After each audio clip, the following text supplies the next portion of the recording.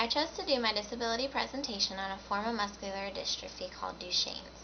Duchenne's is one of 9 different forms of muscular dystrophy, each of which has their own subcategories. All forms of muscular dystrophy are considered rare, however, Duchenne's is one of the more common diagnosed today of muscular dystrophy.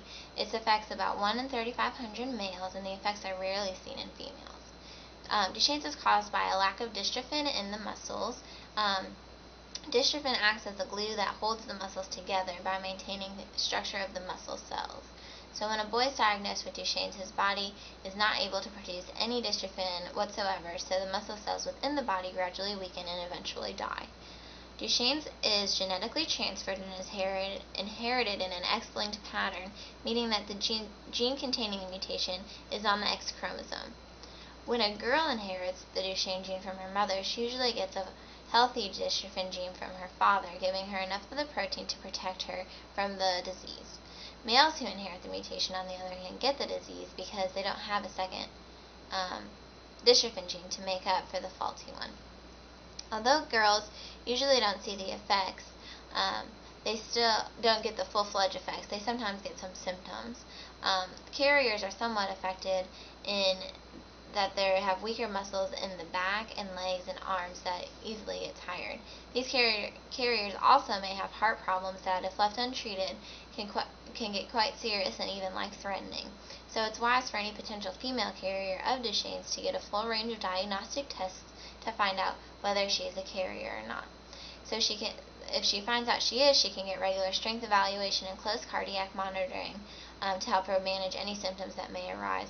And also, while she may not exhibit any symptoms, she may pass them on to her children, so it's good to know if she's a potential carrier. Boys with Duchenne suffer from contractures, which is tightening of muscles or tendons that prevent normal movement. It typically affects the ankles first, followed by the hips, knees, and finally the joints in the upper limbs. Physiotherapy and occupational therapy are often used to help offset this. Due to dystrophin abnormalities in the brain, this also can sometimes cause subtle cognitive and behavior deficits. So about 1/3 of the young men with Duchenne's have some degree of a learning disability. The progression of Duchenne's is fairly quick.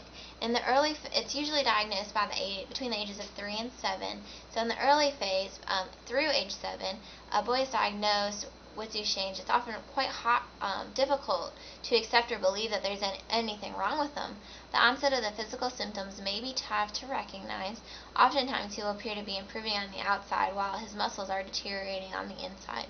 So it's during the early phase that the calves may seem overdeveloped or enlarged, and he may appear clumsy and fall a lot. In the second phase, during ages 6 and 12, the disease has usually been diagnosed, and the child will likely have trouble walking, mostly because his quadriceps have weakened.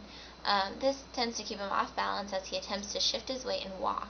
So in order to compensate for a feeling of falling forward, young men with Duchenne's tend to stick out their bellies and throw their shoulders back to keep their balance as they walk. By the age of 12 years old, he will most likely need a wheelchair for at least part of the time as mobility becomes more and more difficult. His weakened muscles will cause him to tire easily, and in most cases, teen years are the most significant loss of skeletal muscle strength. It is at this point when activities involving the arms and legs and the trunk of the body will require assistance or mechanical support. Most young men will retain the use of their fingers through this phase, so they can generally still use the computer and write. In the adult phase, ages 15 and over, there's usually, in addition to the skeletal problems, young men with Duchenne's often develop heart problems. Heart complications become the main threat to both health and life due to the damaged loss of the respiratory muscle. The muscle layer of the heart begins to deteriorate, much like the muscle cells do. This puts the young men at risk for a heart attack. When symptoms of Duchenne's are managed conventionally, young men with the disorder usually die from respiratory failure before they turn 25. So in order to diagnose this, usually the doctor will start out with a family history and a physical examination. Early in the diagnostic process, doctors will often order a special blood test called a CK level. This is an enzyme that leads out when there's damaged muscle. So this will tell you if the muscle muscles are being destroyed, but not exactly what type of disorder it is. To determine which disorder is causing the problem, a doctor may use a muscle biopsy, which is the surgical removal of a small sample of muscle from the patient. By examining this sample, doctors can tell a great deal about what's actually happening inside the muscles. Modern techniques can now use the biopsy to distinguish between different forms of the muscular dystrophy. So a lot of this requires a lot of help from the family. So families, when a family member has Duchenne's, all members of the family are affected by caregiving demands and emotional reactions. So many people find help and support from religious sources, families with similar experiences, self-help books, or professional counseling. The experts of these usually suggest the following. For the child, like for a parent for the child, they suggest that parents answer questions from the children about the disease when they arise with honesty and in a language that the child can understand at an age-appropriate level.